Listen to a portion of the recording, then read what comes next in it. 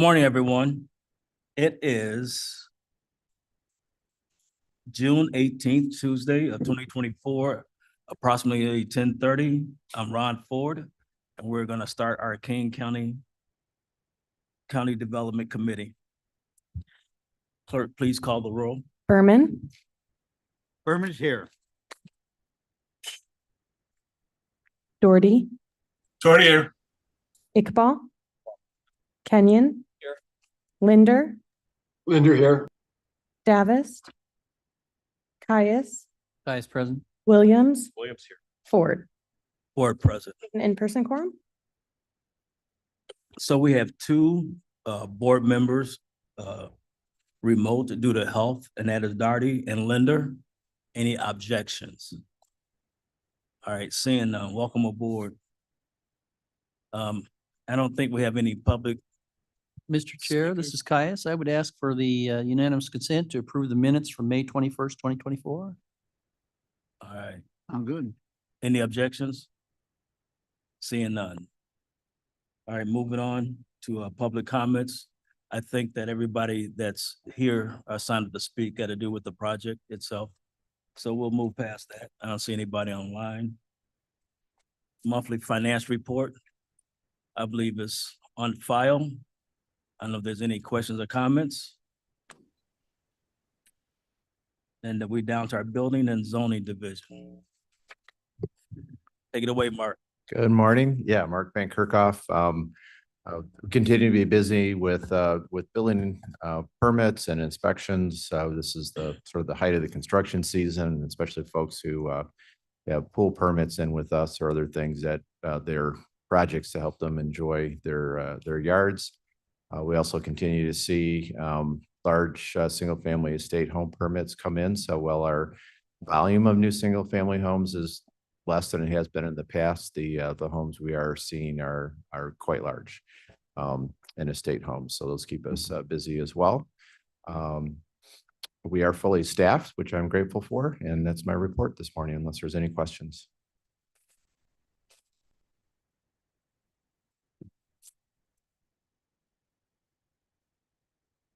All right, so moving on to our zoning petition, our first petition is 4633 Weatherland Ways Farms. Yes, we'll get the PowerPoint up. This is a request for rezoning from PUD to F district farming and F2 agricultural related business.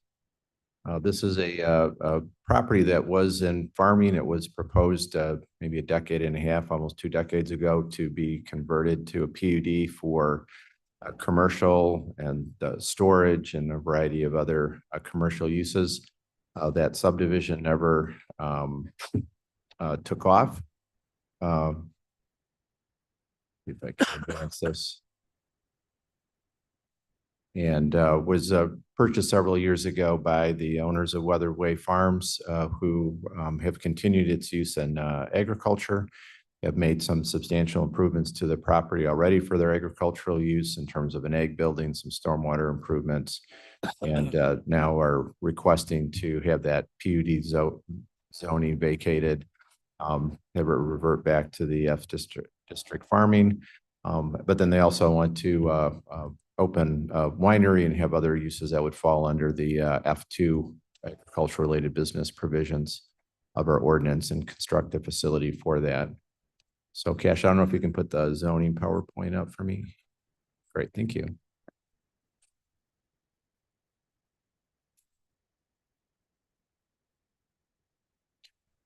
Great, thank you.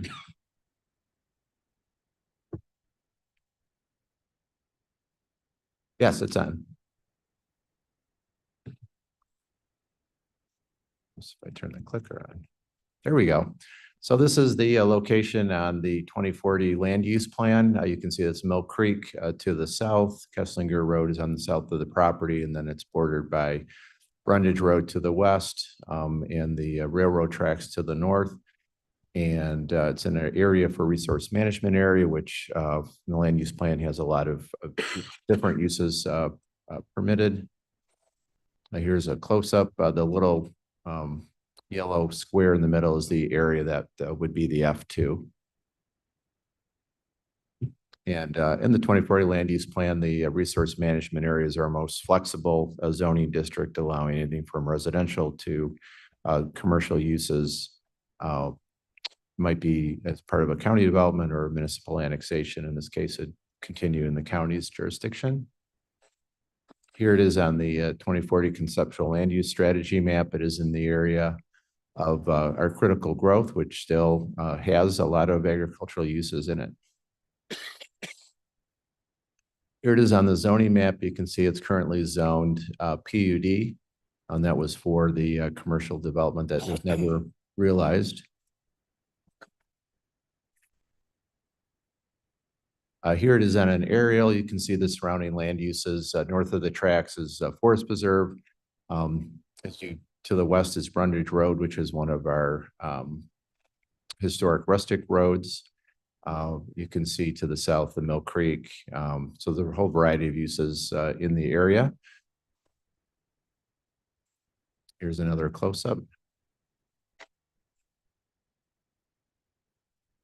And you can see it really doesn't have any immediate neighbors other than the animal hospital just to the east. You can also see some of the agricultural uses the current owners have established on the property. There's also an existing cell tower in the northeast corner. And here's the area where they would want to construct a building and have for the F2 use for the winery. And again, you can see the other ag building, hoop house, and some of the other cultivation they're doing on the property. This is a survey of the property. Here's a current survey with the current improvements on it, as well as the area proposed for the F2. Health Department has recommended stipulations that they would need a food plan review, and food permit would be subject to the food service requirements. Would also require a septic system that's suitable for scale and scope of the operation. The only well they have records for is an irrigation well. So these improvements would all be stipulations to the approval, but also requirements of the building permit that they'd eventually apply for. Transportation is requiring a traffic study of all existing proposed land uses will be required in advance of any future changes in land use or requests for zoning changes. And based on anticipated traffic, the existing driveway should be widened to 24 feet to accommodate two-way traffic. Widening should be a minimum of 100 feet from the east pavement onto the private property. That will require a permit from Blackberry Township. The petitioner is aware of these and has agreed to these stipulations. Also from KDOT, they will fulfill the parcel's current zoning stipulation that was required through approval of the original petition for the PUD for donating 60 feet from the center line of Kessler Road and 40 feet from the center line of Brundage Road, and a 50 by 50 corner clip. They again are aware of the stipulation and have agreed to it. Existing agricultural access and culvert along Kesslinger Road, which has already been abandoned and blocked off, but it'll be removed and the ditch restored for positive draining. Water Resources Department, no activities related to the F2 will be allowed until construction of the stormwater management facilities has been completed, record drawings submitted, and easements recorded. Those will also all be handled as part of the building permit stipulation before occupancy. The committee has asked for the LISA score on these properties. In this case, it's going to be farmed. The total LISA score is 59. It does warrant low protection efforts from development. But in this case, it's going the opposite way. It's going from a zoning for development to a zoning that will establish the farming use. And I'm confident the new owners will be improving the soil values of the property as they continue to farm it. Regional Planning Commission actually was not didn't go to the Regional Planning Commission, so that was not applicable. Zoning Board of Appeals, they did approve with the recommended stipulations, and it's before you this morning.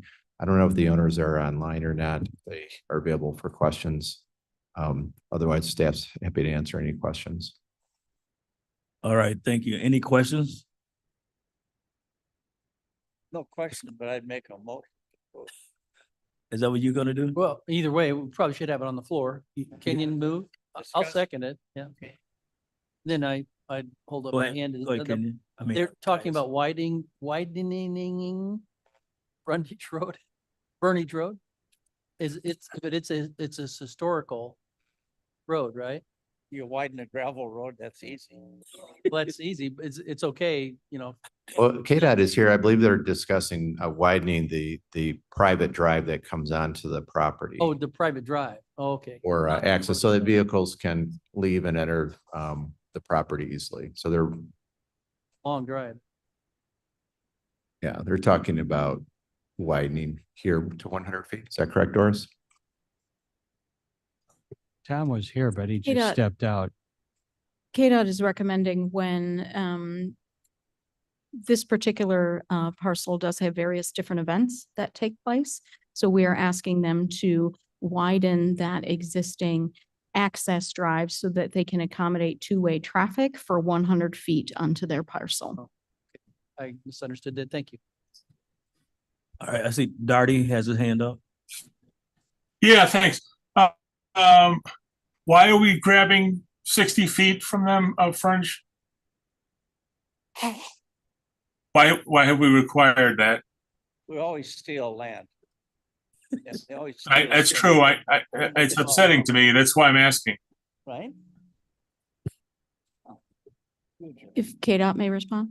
Yes. So as part of the original PUD, that was a stipulation based on that petition, number 4232. That was back in 2010. And so Kesslinger Road is considered a principal arterial that does have various different right-of-ways associated with it. And one of those stipulations would be the 60-foot right-of-way. Okay, but you said that you already asked for that when they switched to PUD?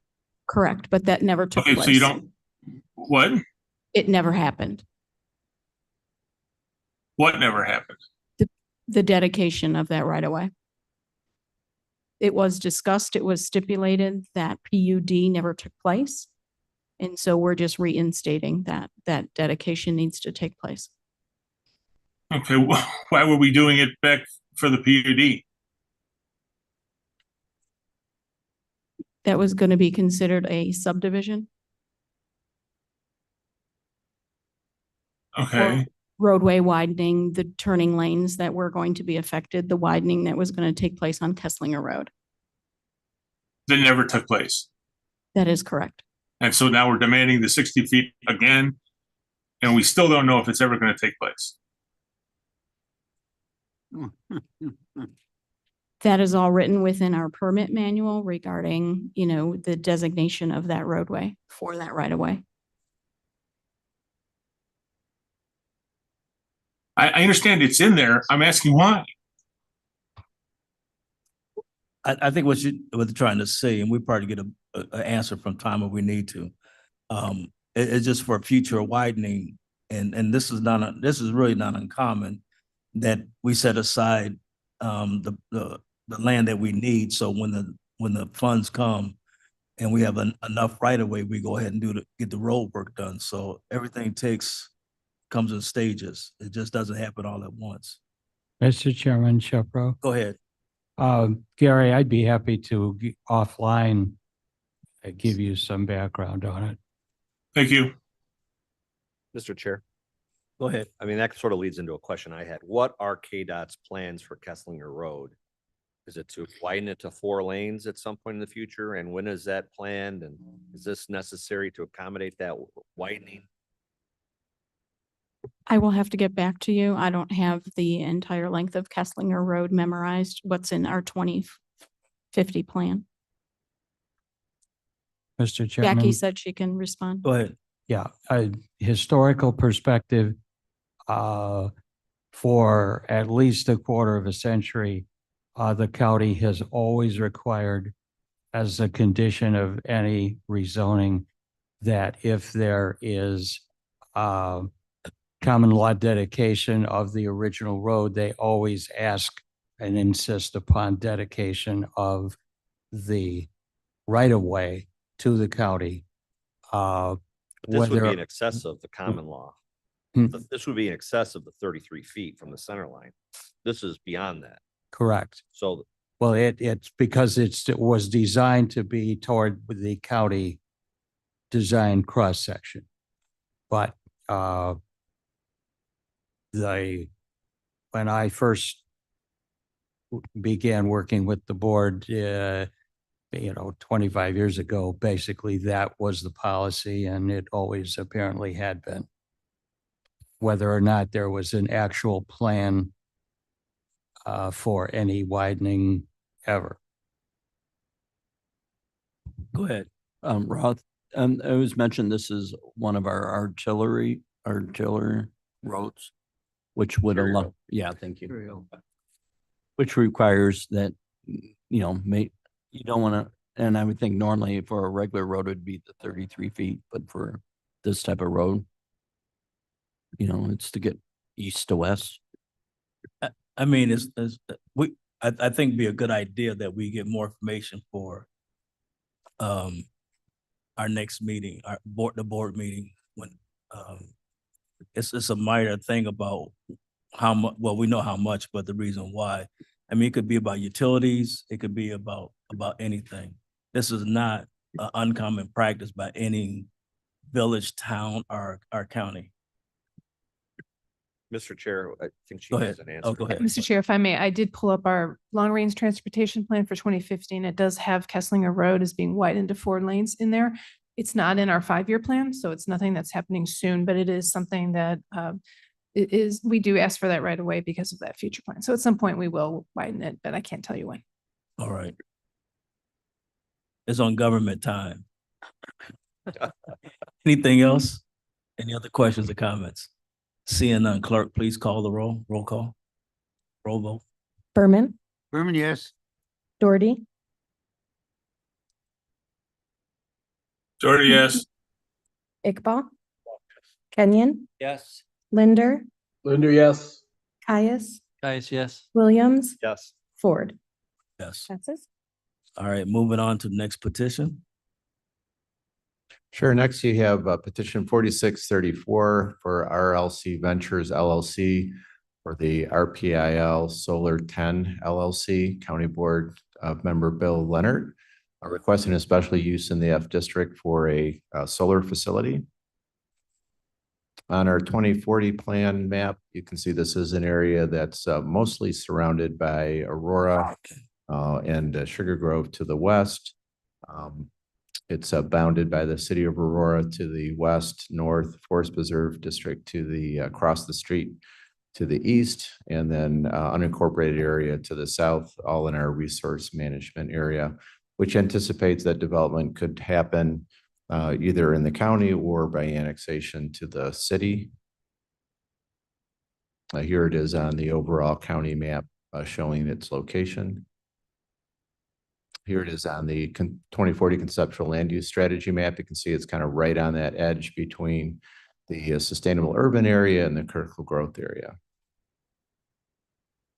Here it is on the zoning map. And again, you can see it's mostly surrounded by the city of Aurora, with the exception of a few estate and residential parcels that have been rezoned. The majority of the land that's still unincorporated is zoned F district farming. Here's just a close-up of that. It's also bounded by, on the south is the railroad, and on the west side of it, that long white corridor there is a ComEd owned property. Here it is on the current aerial. You can see even though areas to the west and southwest have been annexed into the city of Aurora, that land has not been developed. There's a development just to the north and west, which could be continued into those areas. But you can see there predominantly the areas to the south and west are still in agriculture. And there's just a close-up of that. Here's another close-up with the parcels. Again, you can see the railroad, you can see the ComEd power lines just to the west of it. Just to the north of this property is an existing church. To the other side of the roadway there is some community gardens run by the Fox Valley Park District. Here's another close-up, and you can see the entire parcel is currently being farmed. Here's a exhibit from the petitioner showing the topography as well as identifying the drainage tiles that exist in the drainage areas. This is the actual plan laid out by the developer for the solar panels. They identify the fencing, the setbacks. They also identify the areas that have been identified as wetlands that they're keeping their panels away from. They also identify the location for the access road on to Barnes Road. This is under the jurisdiction of Sugar Grove Township. So Sugar Grove Township would be the highway authority granting access for the temporary construction access as well as the permanent access for the development. Here you see their landscaping plan. See they're proposing a landscape buffer around the entire property with the exception of the area bordering the railroad. And in this small section here, there's an existing stand of trees. Again, you can see the church to the north. We do have an objection by the city of Aurora. They have actually passed a resolution voicing their objection. There's listing that this is part of their countryside vision plan for the west side of Aurora. I'm going to apologize. This got somehow moved in the graphic, but this red box should be in this area here. This is actually the area identified for the solar development. This is a conceptual plan adapted by the city of Aurora, but it anticipates a possible connection road, a couple cul-de-sacs, and then the rest being in open space. This here, you can see some of this conceptual residential development has been realized and, you know, with potential planning for the rest of it.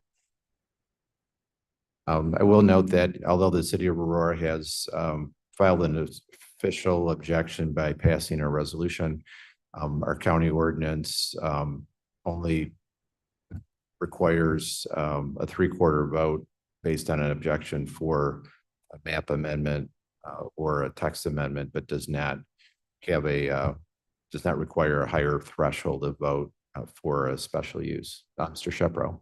Yeah, Mr. Van Kerkhoff, to your point, this would not be considered an amendment of regulation or districts, right? Is a special use. That's correct. And therefore, under state statute, as well as our ordinance, there is no requirement of a supermajority of the board for that type of a land use change. While I'm on the topic, I will note that the city of Aurora sent a representative to the hearing who voiced their objection based on the land use plan, answered questions regarding the timing or if there's any developments that are imminent.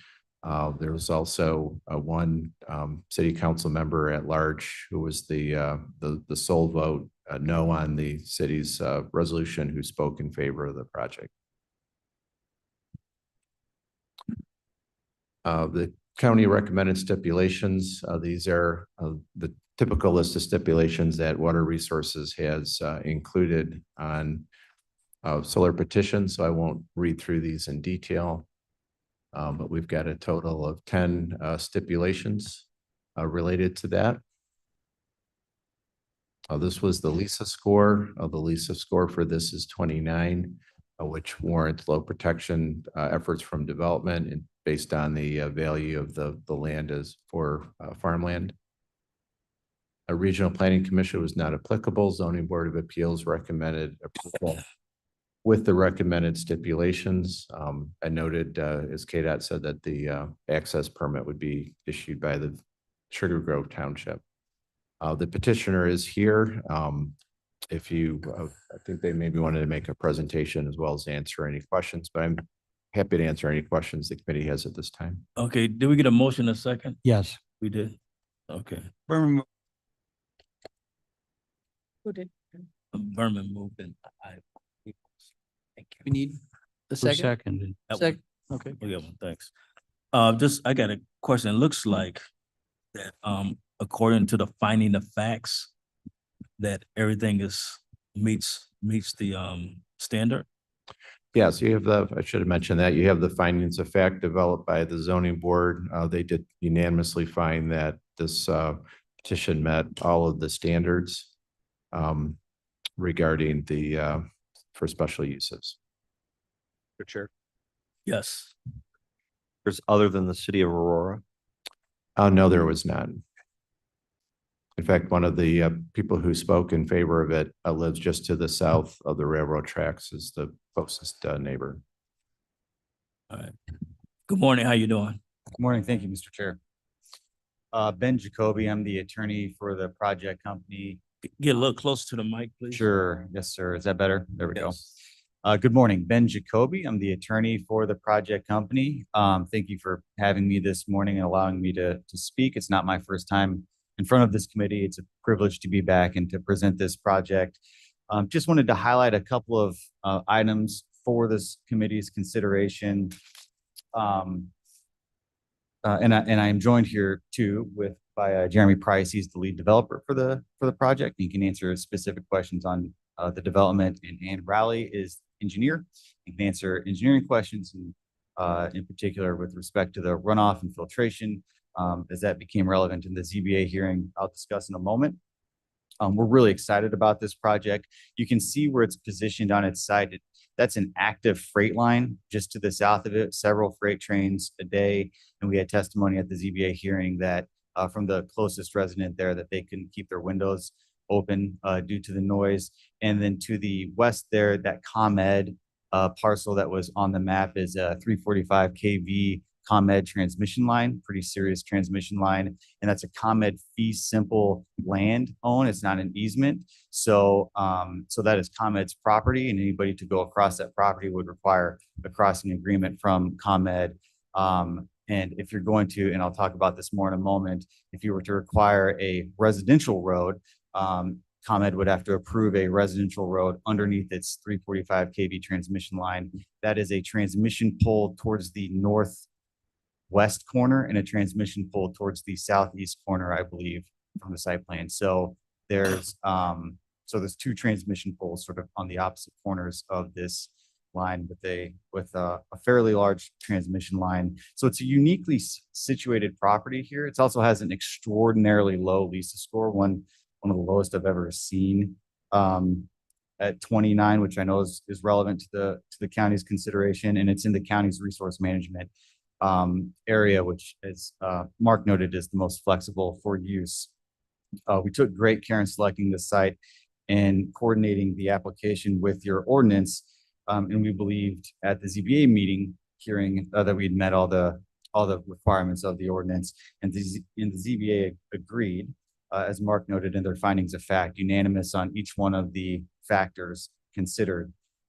We had a good number of support for this project. As was noted, the closest residential neighbor, Mr. Salaji, testified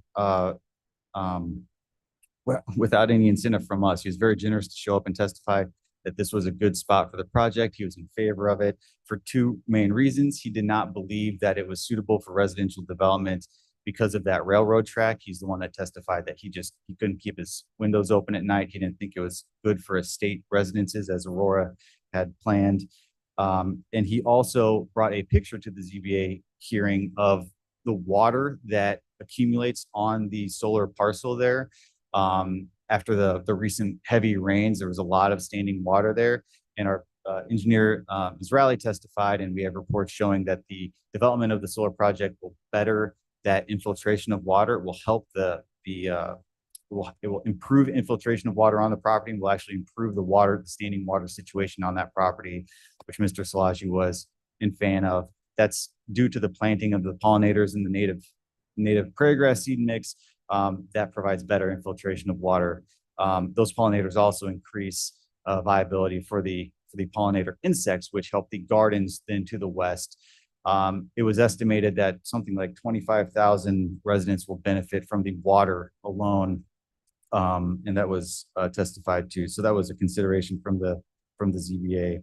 We also had another landowner, Mr. Ziahani, testified. He owns the strip of land just south of the parcel. He's also in favor of the project, also for the reasons of the pollinator seed mix he felt would better the area. And then, of course, Mr. Lash, Alderman from Aurora, testified that this would limit traffic in the area, which he was a fan of, and he felt that this was consistent with the comprehensive plan because the countryside vision plan that Aurora relied on had not been realized and it seemed unlikely for this. We got a question. I think we've heard enough. Okay, thank you. Well, if you have any more questions, I would sort of rely on the findings of fact from the ZBA.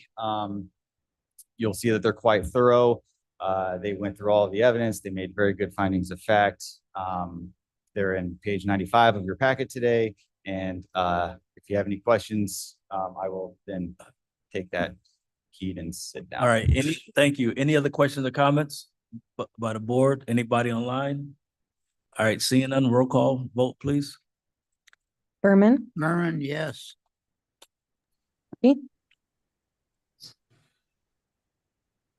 Doherty, Doherty, yes. Iqbal, Kenyon, Yes. Linder, Linder, yes. Caius, Guys, yes. Williams, Ford. Ford, yes. Passes. All right, moving on to our last petition for today. And it's Okay, still morning. Third and last petition this morning is 4635 Howard and Dana Engel Trust. It's in County Member Rick Williams, District 18, requesting rezoning from F Farming District to F1 District Rural Residential. Here it is located on the 2040 land use plan. You can see it's solidly in the area planned for agriculture. The area in yellow is the proposed area to be rezoned and split off for an F1. Here is on the 2040 land use map. You can again see it's solidly in the area planned for agriculture. Same with the conceptual land use strategy. Here it is on the zoning map. The zoning map reflects the predominant farming use zoning, as well as number of F1s and a few F2s throughout the area. Here it is on an aerial map. You can see it is predominantly farmed in this area with the farmsteads kind of scattered throughout. And this is an existing farmstead. As you can see, the area proposed has been is the goal for an F1 to minimize area being taken out of agriculture, having a geography that makes sense for the continued farming activities around it.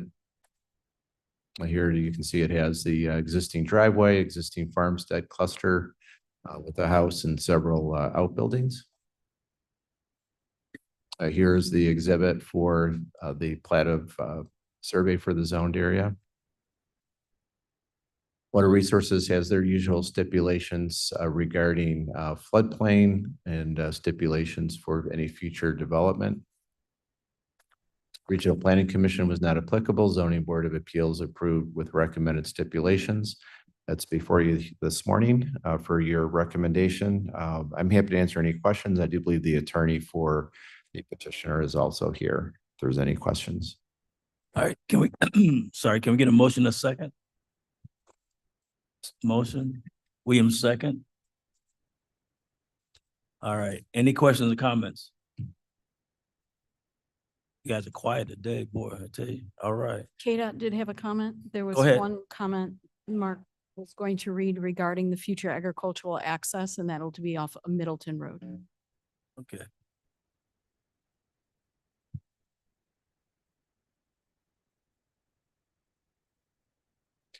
So yeah, if you could include that stipulation in your motion and we'll add that to the county board agenda. Okay, Mr. Chair, go ahead. assume that stipulation is acceptable to the petitioner. Yeah, speaking to the mic so that. Me? Yes. I assume that stipulation is acceptable to the petitioner. I'm Scott Becker, the attorney for the petitioner. That is acceptable. Yeah, so this is Middleton Road along the north. Existing access is here. So when if this were to be sold separately, then their stipulation is that the ag access for the farmland would be off of Middleton Road. All right, any And, guys, go ahead. and separate from the access to the house. Is that what you're saying? Correct. They want to not have additional access off of Peplow Road. Anybody else? Go ahead, April. Only as a point of clarification, would there be an amendment needed for this stipulation change or no? Yeah, if someone could amend the motion, adding the stipulation for any future ag access to be off of Middleton Road. Again, But Lender moved, I'll second. all right, any questions or on the amendment? You can do a voice vote on the amendment. All right. Roll call vote. Well, Okay, all in favor? Aye. Opposed, same sign. All right, motion carried. So now with the stipulation, we get a vote on the, Now you've amended the original motion to Right. approve. And so now, unless you have further discussion, you could then proceed to a roll call on the amended motion. okay, any other discussion or questions? Seeing none. Roll call vote with the amendment, Not amendment, the whole amended motion. right, with the, Berman, Berman, yes. Doherty, yes. Iqbal, But yes, Kenyon, Linder, Yes. Caius, yes. Williams, Yes. Ford. board, yes. Passes as amended. All right, thank you. Thank you. Moving on to our code enforcement division. Good morning, John Wall, Morning. Kane County Code Enforcement Officer. We had a busy month, which is to be expected being summertime.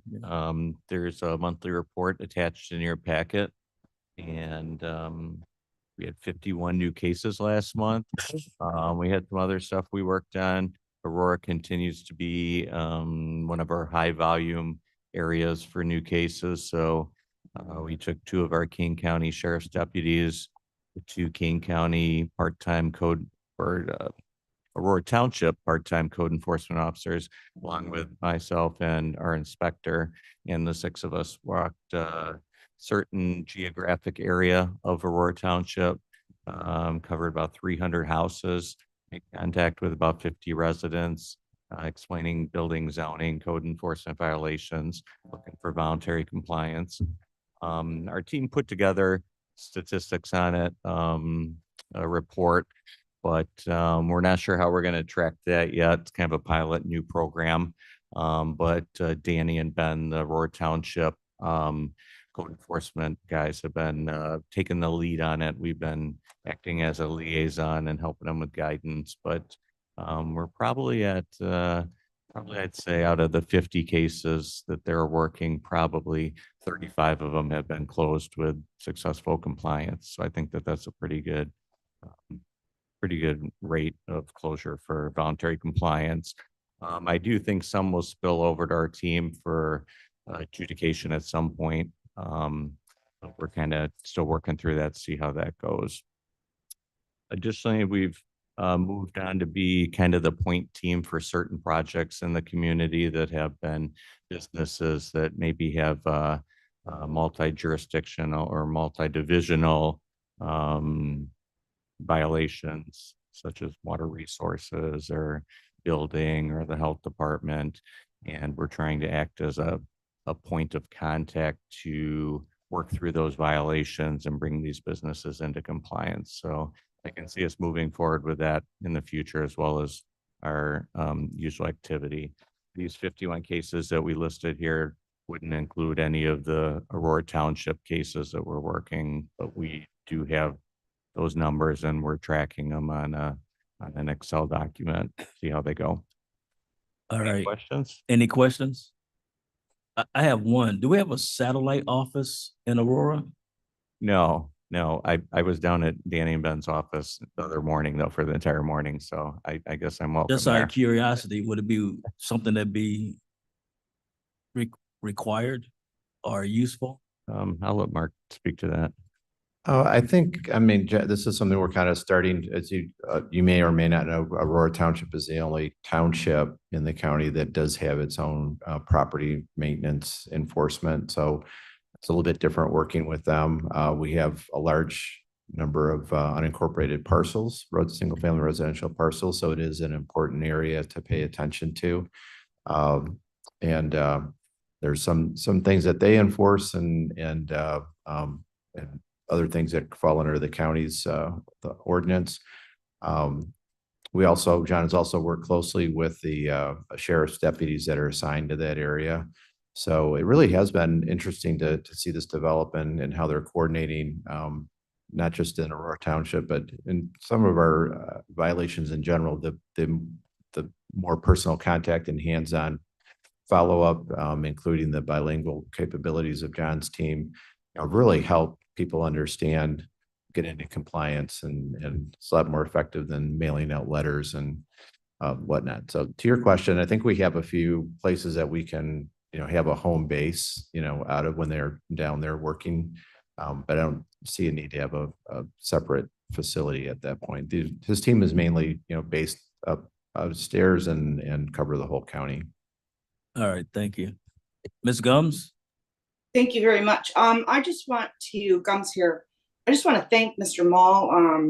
I've been an ongoing problem in the township for like 2 years now. And I made a call to John and he came out and met with me and the owner of the business.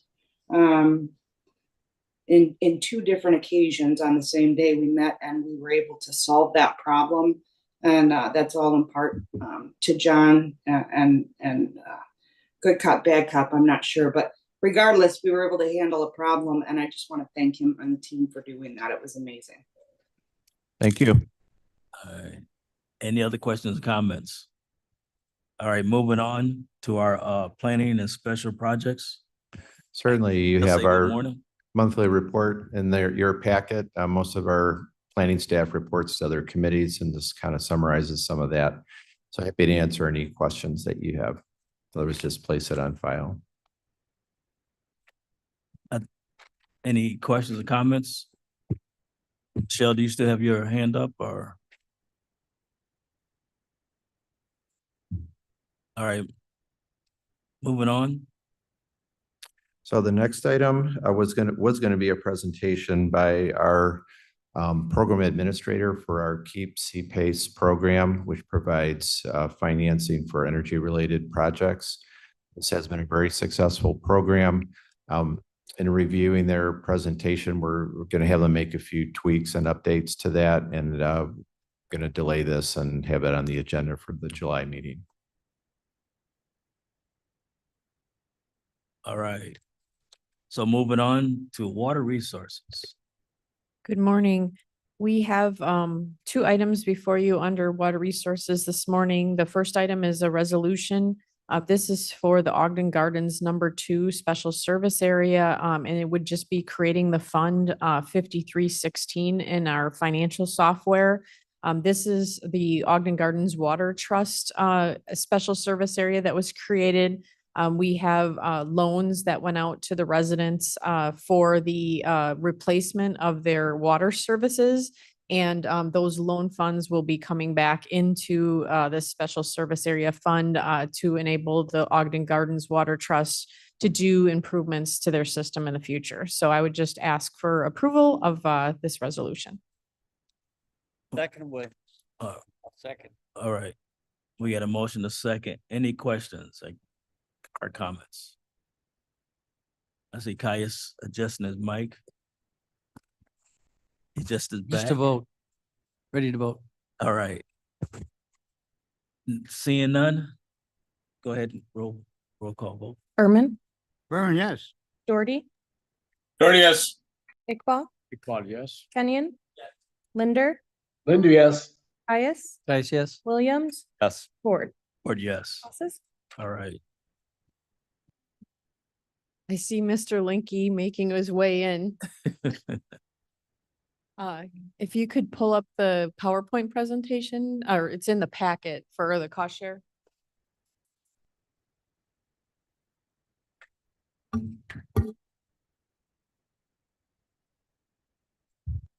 ahead. Thank you. Thank you. Good morning, everyone. This request is for the Lenshaw Road Phase 2 drainage improvements as part of our drainage cost share program. This project is located right on the border between Hampshire and Burlington Township. So you can see Lenshaw Road is right there in the circle running from east to west. Burlington Road is coming up from the bottom at an angle. And so this project is to address a longstanding drainage problem that we have on the south side of the road. The first phase of the project was getting drainage improvements across the field to Lenshaw Road itself. This phase 2 project is simply to cross underneath the road. It's about 75 feet of pipe. It's a road crossing. And then there's a construction of a structure on the south side of the road right here. And then the remainder of the improvements will be installed by the affected residents. The project is requesting $28,000 in drainage cost share funds through the ARPA grant, and the residents will be paying for the remainder of the cost for the improvements on the south side of the road. So staff is recommending approval of this cost share project. Are there any questions? Any questions or comments? Mr. Chairman, Go ahead. is it permitted under ARPA fund? Have the fund been approved? Yes, they were approved as part of the $700,000 ARPA cross share drainage, which was about a year ago. Okay, thank you. The questions, any online? I'll make a motion. All right. Can we get a second? All right. Reverse from last one. The comments. Roll call vote. Berman, Burn, yes. Doherty, Doherty, yes. Iqbal, Iqbal, yes. Kenyon. Yes. Linder, Linder, yes. Caius, Guys, yes. Williams, Ford. Yes. Yes. All right. I don't know if Berger is online. Yes, good morning, Mr. Ford. We have Good no morning. business for you this morning. Go ahead. Yes, good morning. We have no business items before you this morning. All right. So we're down to new business with our goals and objectives. Yes, and Cash, if you could put up that presentation. The committees have been asked to send on to the county board office some basic goals and objectives for 2025 as part of the budget process. And then next month would be our staff budget presentations to the committee. So Jody Walnick and Scott Berger and I took a look at what we could recommend to the committee for forwarding. So this is for your discussion. My apologies to the members that are remotely. I have hard copies handed out to the committee here in the room and the presentation up on the screen. So a couple of things by background is But you did send these out online though, right? I thought had not sent them to Oh, you them. did not? Okay. Wasn't aware that that would be online. So hopefully you can see this on the screen, and this is for discussion. So first thing, we felt it important for the committee to know, this is the current development committee charge as in the Kane County Code in the section on committees. And several years ago, there was an initiative to review and evaluate all the committee agendas. Some of you were part of that. The Development Committee went through this, Agriculture Committee. For whatever reason, those recommendations were never gone through the complete process and adopted by the county board. So the county code has not been codified. This is the existing version. We pulled up the version that had been discussed by the committee several years ago. And this is what we kind of based your mission and goals off of, because we think it better reflects the three different departments that report to this committee. The work of the County Development Community Services Department, Jody Welnick's work with her environmental and water resources, and probably more importantly, incorporating the important work of Scott Berger and the Office of Community Reinvestment with their administration of the federal funds that the county receives. So I bolded a few of the parts of the text that kind of walk you through that in terms of the jurisdiction over matters pertaining to the zoning board, building officer, zoning officer, plat officer, county development director. That kind of bundles, what you oversee and staff that administer those ordinances. And then also the important planning work that the county does under the 2040 plan and working with CMAP of the jurisdiction over water resources and the director for Jody Welnick's work.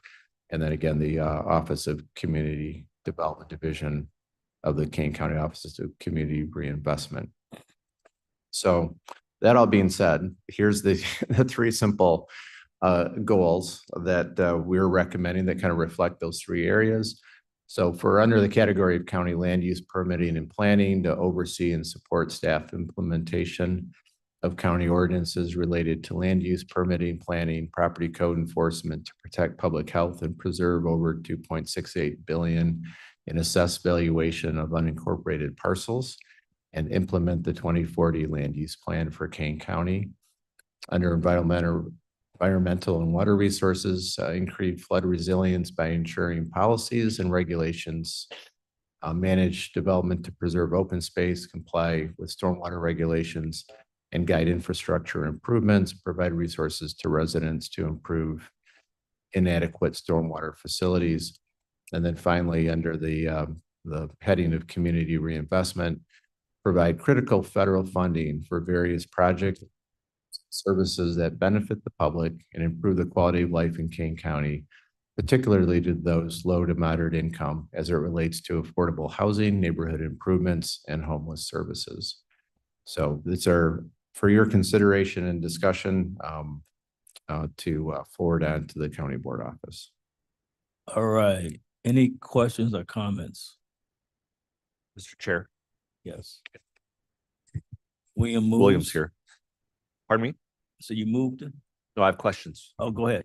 So I guess my questions are for Mark and Jody. How comfortable are we with the current state of our zoning ordinance and our subdivision ordinance? Is that, I guess I would preface that question with the age of the zoning ordinance. And, it seems like we're pretty reactive with zoning issues. And at some point in time, maybe we should consider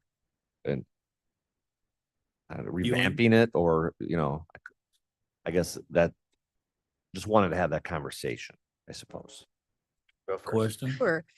We are also in the same arena as you, in that we feel that there are many modifications that need to be made to the subdivision ordinance. Because these are goals for 2025, we have been actively working at a markup of the subdivision ordinance. And we want to be sure whatever we bring forward, we've addressed many of the issues that are coming up within that ordinance. And so I don't feel like we're going to be ready in 2025. So I would aim for that to be more of a goal in 2026. But it is something that we're actively marking up, and we have quite a few markups already in the subdivision ordinance. So we're moving in that direction.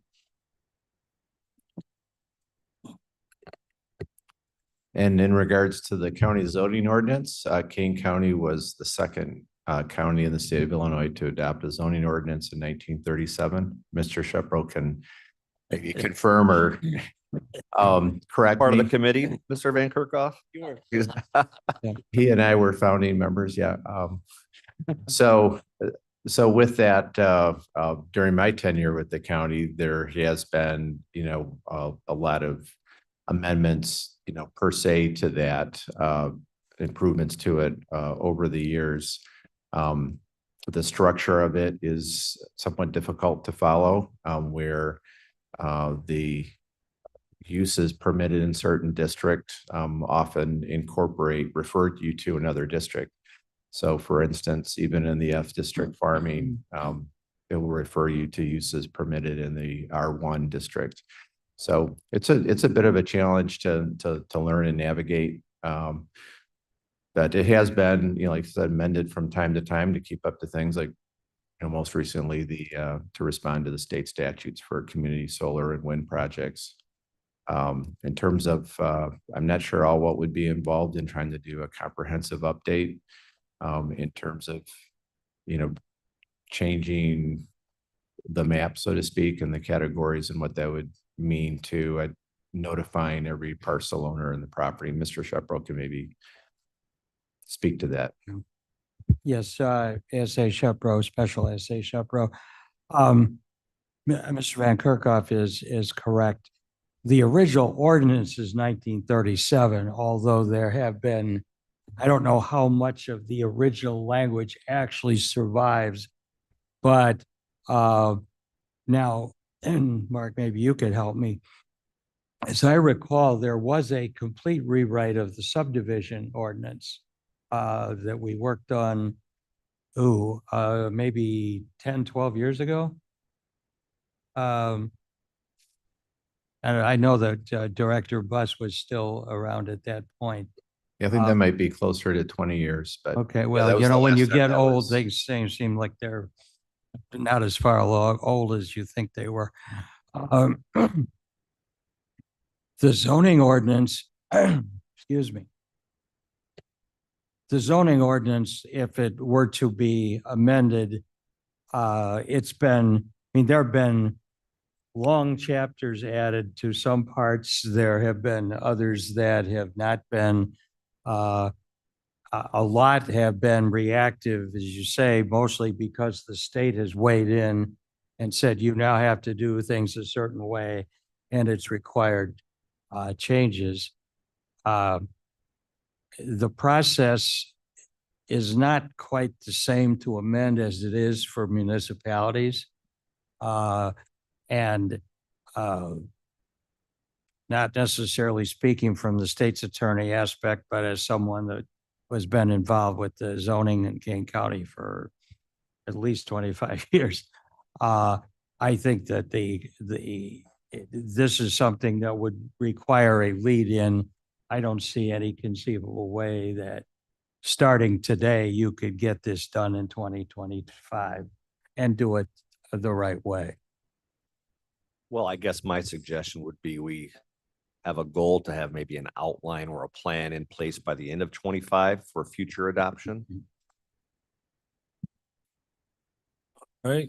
That's workable with staff, of course.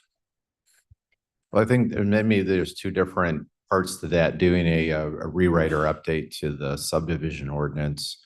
Does not necessarily affect existing parcels and properties. Doing a comprehensive rewrite of the zoning ordinance and potentially changing the zoning map, so to speak, would be quite a different process. That's also Shepro again, that's also correct. And the other point that was, I think, made is that there were, and I think still are, ongoing reviews of the jurisdiction and scope of what this committee does. Now you've got the situation with a tree ordinance coming before Energy and Environment, although much of what would be covered by that would seem to also be something that would become part of the zoning and or the subdivision ordinance. So I think there are issues there. Possibly to Mr. Williams' suggestion, if staff would agree, something along the lines of to examine the existing zoning and subdivision ordinance for, you know, areas that need updating, something along those lines. Because I think that in order to really have a comprehensive discussion, you probably should start off with what do we know that probably needs fixing? And then that could start the discussion. Well, I think that's a good idea. And I think I would also state that I think there are areas where we could be more efficient and not staff's time, but our time. Maybe change the process a little bit so that we're not spending as much time at the board level on some of these petitions where we could, gotcha. you know, we could maybe have final approval in this committee. And then you could have a procedure where it could be like a consent agenda almost, where it's put on the agenda by an objecting member. That way, we're not getting bogged down at the county board level for hours at a time on some of these petitions. I got you. Okay. All right. Okay. Any other quick, Mr. Abel? Mr. Chairman, sometime back, I think last month or so, I sent a memo to you regarding solid waste. And it went to you and to Mark and Jody. But somehow I thought solid waste is, this committee has jurisdiction on solid waste thing. But the presentation went to Energy Committee, and presentation was made over there. So I'm glad that it is back. I listened to that presentation, and one thing I learned that 2010, the county board had put a moratorium on everything on solid waste projects. I would like to bring that resolution back and discuss it, whether or not it has any merit anymore, or should we have a plan, another look at it. So I would be glad to work with Jody on this if we could get a copy of that 2010 resolution. That's the challenge we have. When the Energy and Environment Committee was created, the description of the Development Committee that had all those items was never changed. And that's why I think it's important to move forward with the changes to the description. So those items that were moved to Energy and Environment aren't duplicated in the old description of Development Committee, because when Energy Environment was created, solid waste was put under that committee, but it was never taken off the description of the Development Committee. So it is no longer.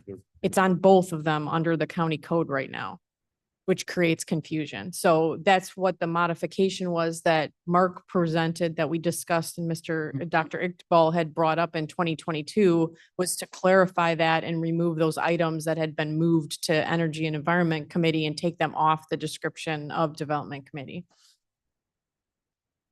Tell you that we are actively working on 248, which is the descriptions and jurisdictions of all the committees.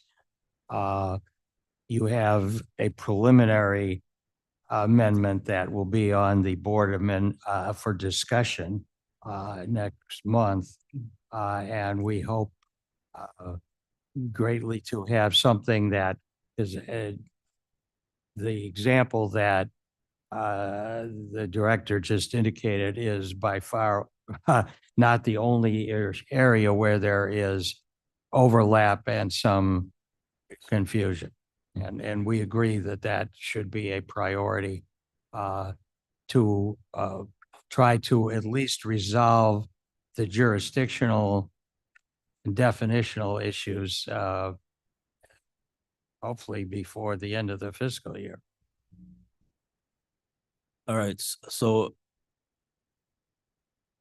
Mr. Abel, are you asking where waste management should be at, whether that should be at development or? Whatever the board wants, but it should be clear. Okay. I can work with both committees, doesn't matter. Okay. But this conflict should be resolved. All right, thank you. Any other questions or comments? I guess I have one. Go ahead. Question.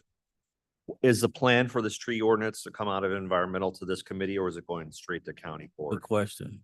I think that is a good question. It's gonna need to come through this committee because this committee would approve any changes to the zoning or subdivision ordinance where it's actually gonna be incorporated. Okay, great. Thank you. I believe I've had some discussions with Mr. Frank about the basis for adopting the tree ordinance in the first place.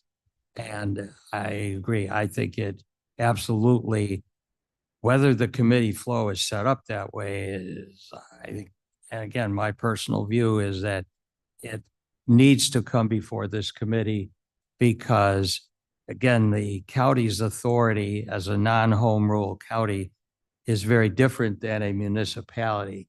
And so the authority of the county to just adopt a tree preservation ordinance without looking at some existing grant of authority would be perhaps problematic. So Do we have any authority? Are you? well, no, yes, but you've got our own committee flow, which is not necessarily statutory. It's something somebody decided they wanted to do. But you've also got, as you know, state statutory authority. And as a non-home rule county, we have to be able to point to a specific grant of authority to do certain things. And, you've got subdivision authority or zoning authority, but you don't have the right to adopt something just because it happens to pertain to the government and affairs of the county, which is the home rule aspect, if that makes sense. All right. Just a statement on waste management. As I think about it, I'm not too sure that there's parts of waste management that is not just about environmental. I have to think some more about that. But any other questions or comments? Just a question, maybe for Mr. Roth, well, you're at all the committee meetings. I was not at the Energy Committee meeting. I was told that there were some discussion of that committee about citing 2 additional potential landfills in Kane County. No, Dr. Iqbal had asked for some history on the landfill information. And so we had a short PowerPoint presentation that went through the history of the solid waste plans and the resolution that was passed by the county board in the 90s that rejected the additional siting of the landfills. In addition, Ms. Ryan also talked about how many of the waste haulers have consolidated over the years and they're hauling to their own landfills. So fiscally, for the county to develop a landfill, it would not make a lot of financial sense. And based on the economics of what the tipping rates were 20 years ago versus today, there hasn't been much increase in those rates. And so it was basic information that was presented to the E&E committee at the request of Dr. Iqbal. I think my source was possibly confused about what. And I would can make a agree. comment on that too. My comment in that meeting was because of the paradigm shift where the haulers are doing their own landfills. It doesn't make any economic sense for us to develop one when they may not even use it. And we're not at a crisis mode with the existing landfills because a lot of them are expanding. I mean, at some point in the future, it may become an issue, but at this point there isn't. So why spend money on something that, from a business point of view, doesn't make any sense? All right. Any other questions or comments? All right, so these goals and objectives, is this something we supposed to vote on or it just get moved on to?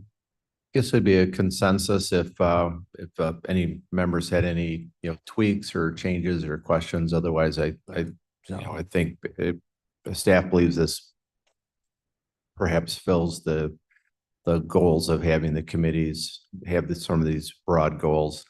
I think Jody and myself and Scott appreciated the opportunity because I think sometimes it gets lost in the complexity of the agenda that these are really kind of our 3 core basis for everything that we're bringing before this committee. Well, I think you guys did a well job.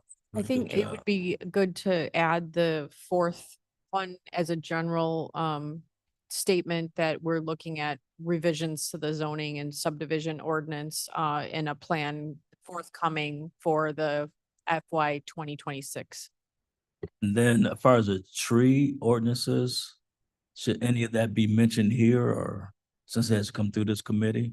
We have that mentioned in the goals of the Energy and Environment Committee. So this Okay. is what is being forwarded on to county boards. So that may be a duplication of what they're forwarding. Okay, all right. Unless you want to make a statement that you believe that that should come to this committee for review before going to county board. All right. That would happen before FY 2025. This is for next year. Yeah. That will happen this fall. I think Mr. Linder has his hand up. Go ahead. You still on mute?